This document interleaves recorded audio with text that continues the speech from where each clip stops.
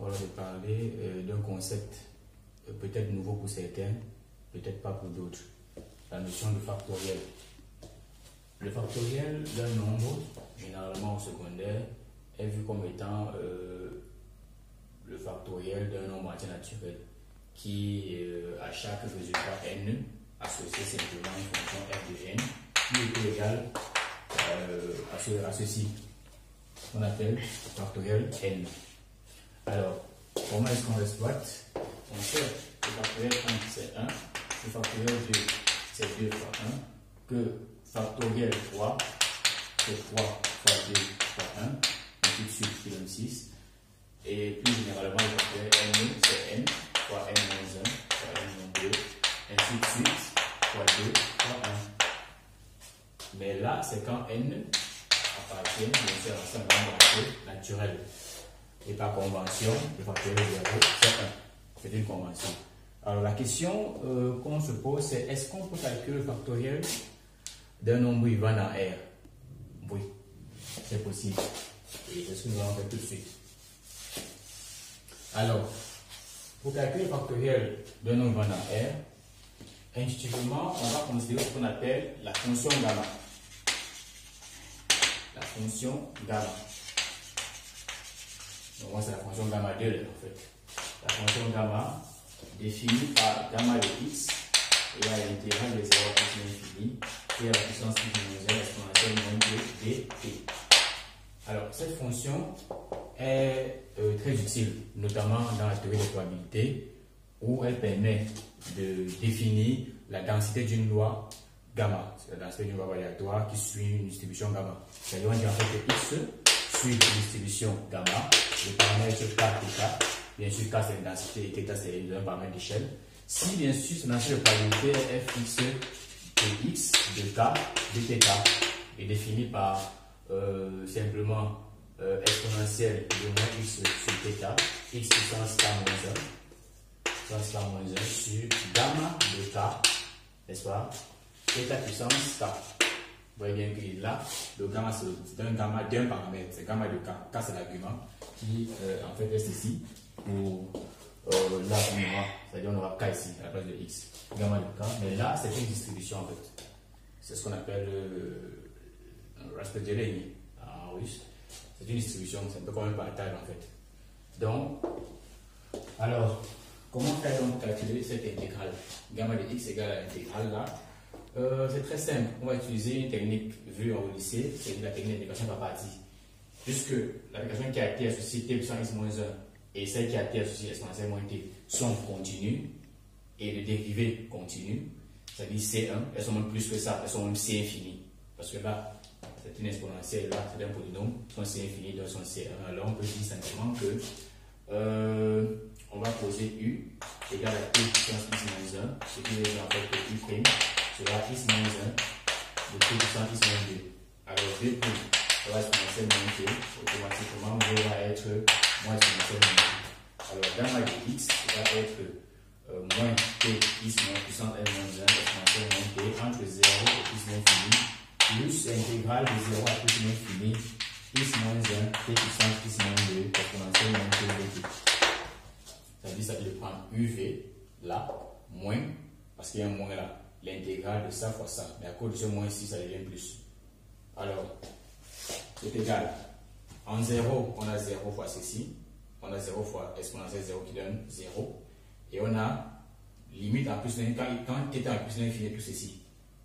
Par la croissance comparée, tout ça donne 0. Parce que l'exponentielle croît plus vite que t. Alors, tout ceci va donner 0. Gamma de x sera simplement x moins 1. Intégrale de 0 à plus l'infini. T puissance x moins 2 exponentielle moins 2 dt. Alors qu'est-ce qu'on peut remarquer? On peut remarquer que ceci est égal à x moins 1. Tout ceci ressemble à ceci, à un facteur près. Le facteur est que ici on a x moins 1, mais là on a x moins 2. On a x moins 1 quand c'est gamma de x, alors ça veut dire quand on a x moins 2, c'est gamma de c'est gamma de x moins 1. Alors, grâce à un raisonnement analogue, on va voir que gamma de x moins 1 va donner en fait x moins 2 gamma x moins 2. Et donc, on peut conclure que, voilà, on peut en déduire que gamma de x c'est x moins 1 fois x moins 2 fois gamma de x moins 2, qui se comporte en fait un peu comme un factoriel. Mais qui se comporte comme un factoriel de quoi? Se comporte comme un factoriel de x moins 1. Alors, la déduction, une déduction simple, nous permet de dire en fait que gamma de x plus 1, n'est-ce pas, c'est le factoriel de x. Mais n'oublions pas que ici x, n'est-ce pas, c'est simplement dans R. Mais là, oui, on a oublié de dire x c'est dans R. Pas x dans R. C'est possible. Donc, le factoriel d'un nombre réel, c'est simplement la fonction gamma au point x plus 1. C'est-à-dire au point, ce point-là, plus 1. Donc, c'est ça le factoriel de ce nombre-là. Alors, si on veut prendre ça en application, nous pourrons nous donner une valeur de x. Par exemple, un nombre réel. Je prends, pourquoi pas 0,5, qui est notamment 1,5. Alors, je veux trouver le factoriel de 1,5. Qu'est-ce que ça donne? Point d'interrogation. Cette formule dit que le factoriel 1,5 sera automatiquement la fonction gamma au point 1,5 plus 1. C'est-à-dire que factoriel 1,5, c'est-à-dire que factoriel 1,5 sera la fonction gamma au point 1,5 plus 1. C'est-à-dire gamma de 3,5. Alors, gamma de 3,5, qu'est-ce que ça donne? C'est l'intégrale de 0 à plus l'infini, p à la puissance 3,5 moins 1, 3,5 moins 1, exponentielle moins 2 dt.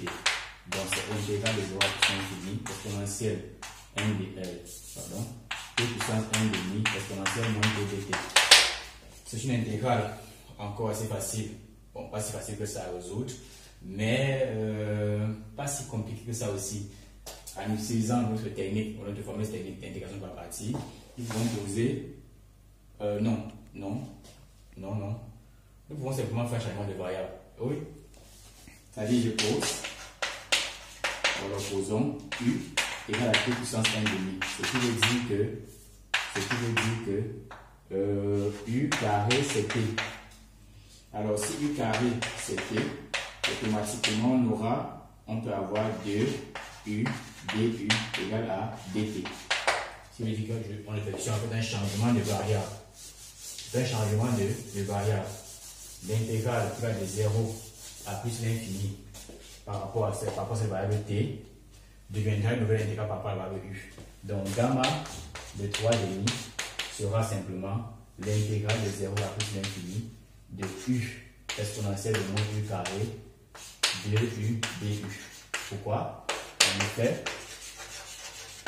En effet, parce que u carré c'est t, nous avons aussi automatiquement 2u dt égale à dt. Aussi, lorsque t vaut 0, u vaut aussi 0 à cause de ça. Lorsque t tend de plus l'infini, u aussi tend de plus l'infini. Parce qu'en fait, u carré égale à t, c'est simplement u de t en fait carré égale à t. C'est une fonction du temps. Tout comme inversement. Donc, gamma de 3,5 devient simplement 2 intégrale de 0 à plus l'infini u carré exponentielle moins u carré de u. Waouh! Maintenant, nous avons une intégrale pas si facile que ça maintenant.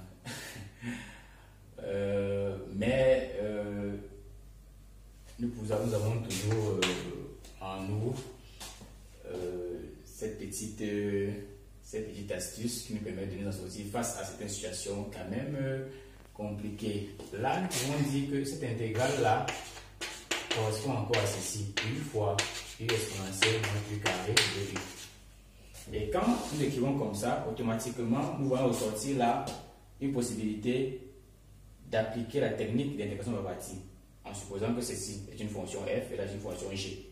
Les deux fonctions sont continues, dérivables, et alors on peut appliquer donc l'intégration par partie. Donc si je suppose que h c'est u, ça veut dire que h est h', ce sera 1. Je suppose que P prime, c'est U exponentielle moins U carré, alors ça veut dire que P sera simplement 1 demi d'exponentielle moins U carré. Donc moins 1 demi, tu vois, moins 1 demi, parce que si on dérive ceci, on aura moins 2U là, ça fait, voilà. Alors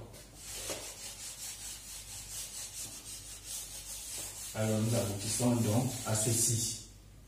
Gamma de 3 demi donnera donc 2, parenthèse, HP, donc moins 1 demi de U exponentielle moins U carré entre 0 plus l'infini, moins l'intégrale. Bon, comme il y a moins, ça devient plus. Donc plus l'intégrale de 0 à plus l'infini, 1 demi exponentielle moins U carré de U, tout simplement. Gamma 3 demi, donnera simplement intégrale de 0 à plus l'infini exponentielle moins U carré de U. Parce que là, en 0, on a 0, en plus l'infini, quand on fait en U plus l'infini, la croissance comparée nous permet de dire que ceci donne 0. 2 donc fois 1 demi, ça donne 1, donc il va rester exactement ceci. Là, c'est une intégrale qu'on connaît. On connaît très bien cette intégrale, mais généralement elle est très compliquée à résoudre. C'est ce qu'on appelle l'intégrale de Gauss. L'intégrale de Gauss, ou du moins une partie en fait de l'intégrale de Gauss. Si vous voulez savoir comment est-ce qu'on calcule cette intégrale, je vous conseille de suivre la vidéo sur l'intégrale de Gauss, où j'essaierai de calculer ceci de manière plus explicite. Mais on sait que l'intégrale de moins l'infini plus l'infini d'exponentielle moins carré de U, c'est racine de pi. C'est une fonction qui est très utilisée en probabilité, voilà en théorie de probabilité, pour estimer généralement l'espérance mathématique ou alors le paramètre de dispersion, ce qu'on appelle en russe dispersia. C'est-à-dire que la dispersion de la variable aléatoire X qui suit une loi normale centrée réduite. Voilà, là-bas on essaie de bien expliquer cela, mais je ferai une vidéo, alors il y aura une vidéo pour montrer comment est-ce qu'on calcule l'intégrale de Gauss. Donc là, le résultat est simplement racine de pi sur 2. Racine de pi sur 2. Donc, gamma de 3 demi, c'est racine de pi sur 2. Or, gamma de 3 demi, c'est 1 demi, c'est factoriel 1 demi. On conclut simplement que le factoriel 1 demi, c'est racine de 3 sur 2. Donc voilà par exemple le factoriel d'un nombre réel, 0,5, qui donne racine de 3 sur 2, qui est aussi un nombre réel. Donc voilà, c'est tout pour le factoriel d'un nombre réel. Merci.